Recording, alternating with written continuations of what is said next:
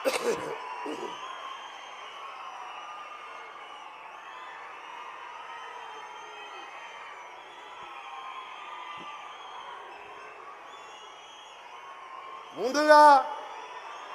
మీ అందరికి కూడా ఈరోజు మన ప్రియతమ నాయకుడు పేద ప్రజల ఆశాజ్యోతి ఈరోజు అందరు ప్రజలు బాగుండాలని నవ్వుతో నా భవిష్యత్ అన్నట్టు ఎక్కడ లేని విధంగా 13,000 కోట్ల రూపాయలతోని 6,300 కిలోమీటర్ల డబుల్ రోడ్డు శంకుస్థాపనకు ఇచ్చేసిన మన గౌరవ ముఖ్యమంత్రికి మీరందరూ కూడా పెద్ద ఎత్తున సప్పట్లతోని స్వాగతం పలకాలని అక్కడున్న గ్రౌండ్ వాళ్ళకు కూడా అక్కడున్న గ్రౌండ్ ఎందుకంటే మనం అనుకున్నది కనగల్లో 100 ఎకరాల గ్రౌండ్లో టెంట్ వేసిన తర్వాత వర్షాలు వచ్చిపోవడంతో అది బ్లాక్ సాయిల్ నుండి దిగబడితే 2 గ్రౌండ్లు ఏర్పాటు చేసుకున్నాం. ఇంత పెద్ద ఎత్తు వచ్చినా నా ప్రాణం అంటే ప్రాణానికి ప్రాణం మీరంటే ప్రాణం ఇస్తాను.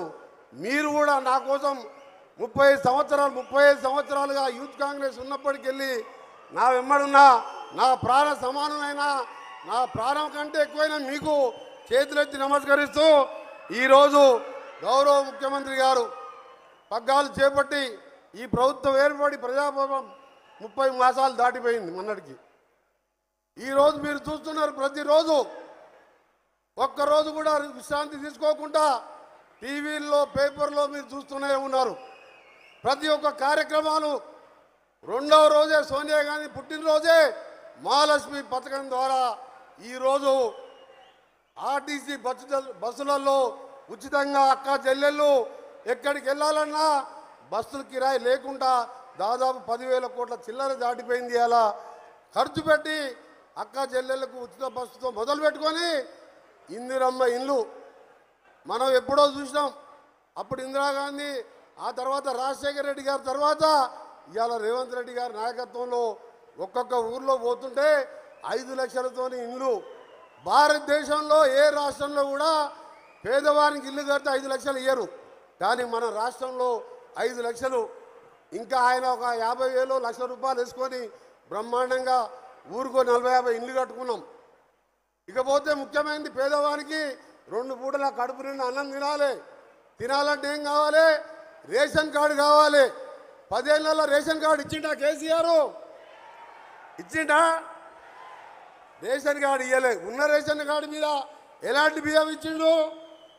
పశువులకు దానా పెట్టేదో లేకపోతే రైస్ మిల్లర్లకు అమ్ముకుంటే పాలిష్ చేసి అమ్ముకుంటా అనుకో, మళ్ళీ సప్పో చేసి ఉపవాసం ఉండి ఒక పూట తినక ఉండేది.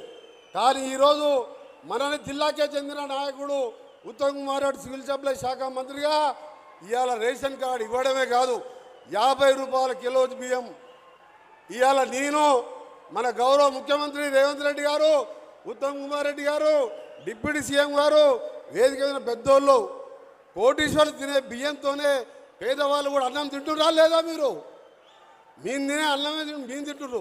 మేము ఒకటే అనుకున్నాం, ప్రజాపాలన ఇందిరమ్మ రాజ్యం అంటే పేదలను చూసుకోవాలని. బహుశా ఆ కార్యక్రమం ఏ రాష్ట్రంలో లేదు. దానికోసం ఇవాళ ఆరోగ్యశ్రీ 10 లక్షల కోసం, ఇవాళ ఉద్యోగుల కోసం ఇన్సూరెన్స్ పథకాలు, ఇవన్నీ ఒక ఎత్తు సంక్షేమ కార్యక్రమాలు. ఇకపోతే బాగా ఆలోచించుడు, దేశంలో ప్రపంచంలోనే రోడ్ల యాక్సిడెంట్లో మరణాలు ఎక్కడంటే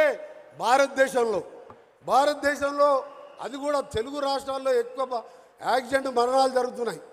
మన దగ్గర తెలంగాణలో రోడ్ల పరిస్థితి 10 ఏళ్ల గుంతలు కూడా పూడవలే పోయిన మా దొరగారు.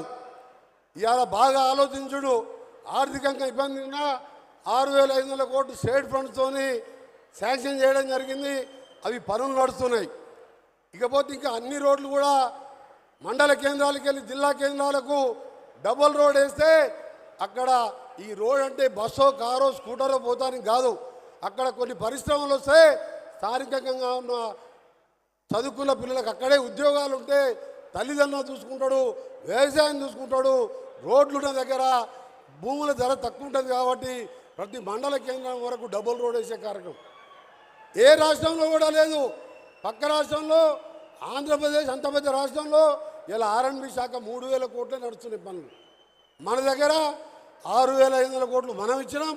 ఇలా హ్యామ్ పథకం ద్వారా మరొక 13,000 కోట్లు మా డిపార్ట్మెంటు, 7,000 కోట్లు మన సీతక్క డిపార్ట్మెంట్తో, ఇంకా కేంద్రం దగ్గర ముఖ్యమంత్రి గారు నేను ఎంపీగా ఉన్న అనుభవంతో పాటు ముఖ్యమంత్రి గారు ప్రతిసారి ఢిల్లీకి వెళ్ళినప్పుడు ఇలా హైదరాబాద్ విజయవాడ 10,400 కోట్లతో టెండర్లు పిలిచే కార్యక్రమం 6 లేన్గా, అలాగే ఇక్కడి నుంచి కనగల్ నుంచి పక్క నుంచే గుర్రంబూడికి వెళ్ళి 3 కిలోమీటర్ల డిపిఆర్ తయారు చేసినాం.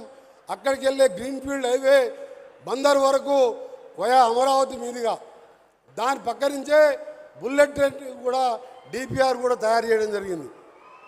అక్కడ చూస్తే బెంగళూరుకు గ్రీన్ఫీల్డ్ హైవే దాదాపు ఈ రాష్ట్రంలో నేషనల్ హైవేస్ మన ఫండ్స్ అన్ని కలిపితే 78,000 కోట్ల రూపాయలతో రోడ్లు వేస్తున్నాం. ఈ రోడ్లతో ఇది ఒకటే చెప్తున్నాం, ఇంటికి వెళ్తే క్షేమంగా ఇంటికి రావాలి. ఒక ఆయన ఉద్యోగం పోతాడు, ఒక ఆయన షాప్లకు పోతాడు, ఒక ఆయన ఆఫీస్ పోతుంటాడు. క్షేమంగా రావాలని ఇవాళ ఈ రోడ్ల కార్యక్రమం పెట్టుకున్నాం. ఆల్రెడీ పనులు కూడా మొదలైనవి. ఒక ఉన్న టీఆర్ఎస్ పార్టీలు ఇద్దరు బావమరుదులు, వాళ్ళకి ఏం పని లేదు, ఏదో దిక్కు పేపర్లో రావాలి.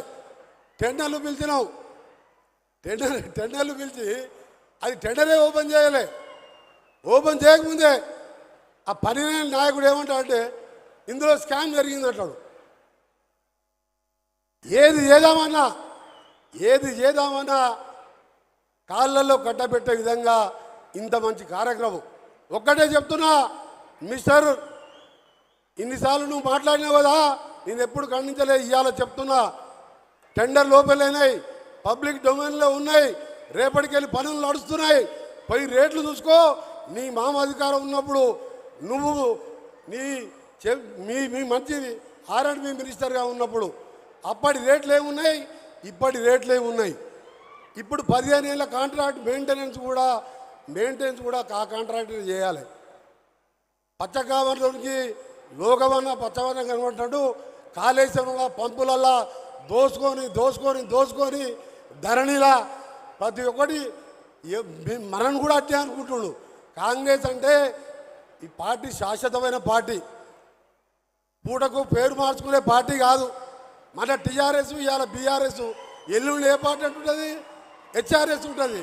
హెచ్ఆర్ఎస్ అంటే హరీష్ రావు రాష్ట్ర సమితి ఉంటుంది. మీకు పార్టీ పేరే పూటకో పార్టీ మారుతారు. మీకు పార్టీ పేర్లు మార్చుకునే మీరు మమ్మల్ని విమర్శిస్తారా? బిడ్డ, మీరు అనుకుంటున్నారు ఇవాళ మీరు సొరంగం గురించి ఏం మాట్లాడిండు, కేసీఆర్ గారు ఏం మాట్లాడిండు. 14 ఎలక్షన్ల బస్సు యాత్రలో మా బాలునాయక్ గారు ఉన్నారు. 33 కిలోమీటర్లు అయింది, పూర్తి చేసుకొని ఇక్కడనే కూర్చుంటా, సొరంగంలో నీళ్ళు తెప్పిస్తా, అప్పటి వరకు ఇడికెళ్ళి జరగా అన్నాడు.